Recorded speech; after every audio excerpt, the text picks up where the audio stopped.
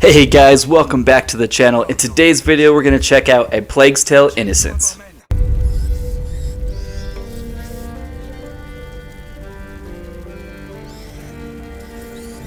Hey guys, welcome back to the channel. We got things a little set up differently this time because we're in the process of selling our house, so I got like the mic all... I got to hold it this time basically. I don't have my stand out and everything. And then just real quick before we start the video, I just want to let you guys know that if you guys haven't played this game yet, it probably will contain spoilers.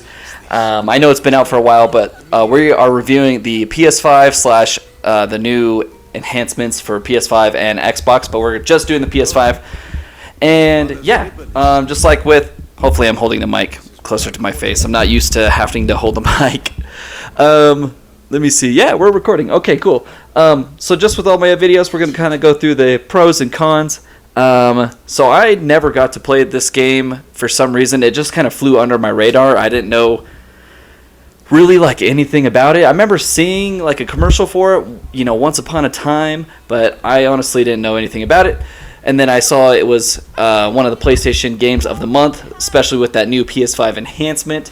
And it's also on Game Pass as well if anybody's wanting to play it over on Xbox. But yeah, we'll start with the good things first, and then we'll kind of go over some of the things that I didn't quite like. First off, the story is super good. I thought the story was incredible. Storytelling was really good. It follows this family, this girl named Amicia and her brother. Oh, my controller started vibrating. And it's during like the 1300s, during the Great Plague, the Black Plague, and the whole game is kind of like a mystery. You're trying to figure out like what is going on, but something has to do with their bloodline, especially her younger brother Hugo has something special about his blood, and we don't know throughout most of the game. And as you go through it, it kind of slowly reveals itself, and the twist at the end is actually pretty crazy.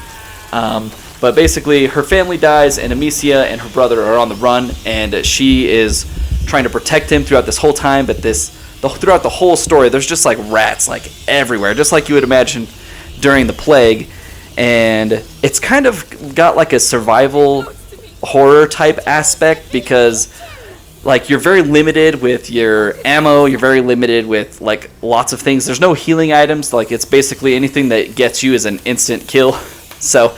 But it's got that survival horror aspect because if you mess up, you're done, and you're trying to sneak around and hide from guards and not get eaten by rats. So it was really cool how they kind of coupled all those things together.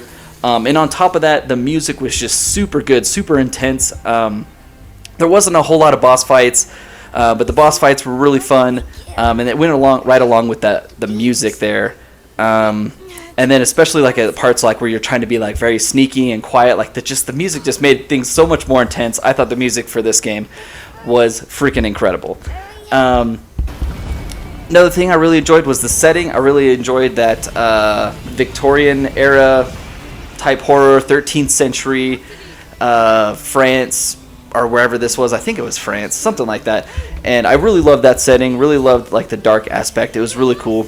The twist at the end, spoiler alert here, is that something with Hugo's blood, because they kind of took like a real life plague scenario and added their little like mystical twist to it. And excuse me, basically Hugo has the power to like control rats. It doesn't really go too much into it because I know there's a second game coming, so hopefully we get to know a little bit more about that. But it was kind of cool, like throughout the whole game you're like afraid of the rats and you're trying to do everything you can to not be attacked by them and to hide from them and to like kind of, because they're afraid of the light, trap them and stuff. And then at the end, Hugo's able to kind of harness some of this power, and he's able to just kind of move the rats around to his will. So all in all, I can't talk today. I thought this game was freaking fantastic. If you guys have not played it, it is definitely worth a playthrough. Like I said, it's no longer on PlayStation Plus. But it is on Xbox Game Pass, so if you guys have Xbox, definitely go play it there as well. Kind of going to the things that I didn't quite like. There's some spots in the game where you're like loading like your rocks to like sling at people, and that's basically like your only weapon is the sling.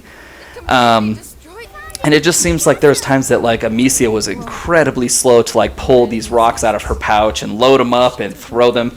And it just kind of seemed annoying that it just took really long, especially in moments like where there's lots of enemies and you're chucking rocks like crazy. Like she just seemed like a little slow. And that was kind of just like a nitpicky thing. Wasn't like game breaking or anything like that. Next point is that there were a few parts in the game where I noticed like that, maybe not frame drops, but maybe like quality drops. Like the game was running pretty, like really great. I don't know what the graphical settings are for this game, but at maybe like 1080 or I don't know if it's 4K, but there's definitely times where you notice where like the quality of the video just kind of seemed like it was like 360 480p kind of thing. And not didn't happen very often, but there's like a few spots here and there that I'm like, oh, everything looks kind of fuzzy. So it wasn't too bad. Now I'm going to list this one here. I didn't necessarily have a problem with it, but I know a lot of people did. This game isn't super like combat heavy per se. The only like real combat you have is your sling. That's the only weapon that you get. I actually didn't mind it. It was really cool because she's not a warrior, she's not a fighter. She was literally just a rich girl, and she had a sling that her dad gave her as like a present. And so like yeah, I could see like where that, because that's the only combat where people might be annoyed because like, oh, all you do is creeping around and throwing rocks. I actually didn't mind it. I thought it fit the setting and it fit the story. Although there was parts where I'm like, okay, she has a sling, and we literally walk past several weapons on the ground. Like you'd see a sword or an axe in a log, and it's like, even if she's not like doesn't know how to like fight, you just point the pointy end into the person. So I just thought that was a little funny because it's like, okay, she's got this sling and she can only carry so many rocks. Okay, let me just grab this axe and then I can hit somebody with the axe and run away. I mean, it'd still do the same thing. That was just one thing that I kind of thought was a little ironic, I should say. But yeah, overall, I mean, that's the only like really like negative things I had to say. Overall, I thought the game was super incredible. Storytelling was some of the best storytelling that I've played in a game in most recent games this year. They did a fantastic job. It was some studio I've never heard of, published by some person I've never heard of, and so maybe this game, that's why it flew under the radar. I just didn't know anything about it, and then it was just like one of those PlayStation 5 free games of the month, and I was like, oh yeah, I'll get that. Super good. If you guys have not played it, I highly recommend it. It was really good. If you're not really into like horror type games, because it does have a little bit more of like a horror aspect, especially because it deals with like the Black Plague and stuff that goes on during that time period.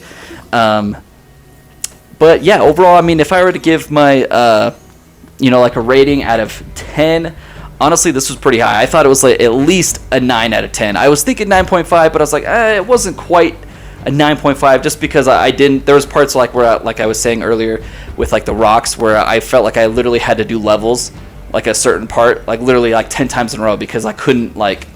You had to get like the timing like perfect. So, and that's it, guys, for the video. Thanks everyone for watching. I hope you guys enjoyed the review. If you did, make sure to leave a like. If you guys have played this game, definitely note down in the comments below what you guys thought of it, or if you're planning on playing it. I would love to hear what you guys have to say. And yeah, that's going to be it for today's video, guys. Like I said, thanks for bearing with me with the setup I have here. We have it all kind of spread out as we're trying to move stuff around here and sell our house. And yeah, guys, that's going to be it. Thanks for tuning in, and we'll catch you guys on the next one.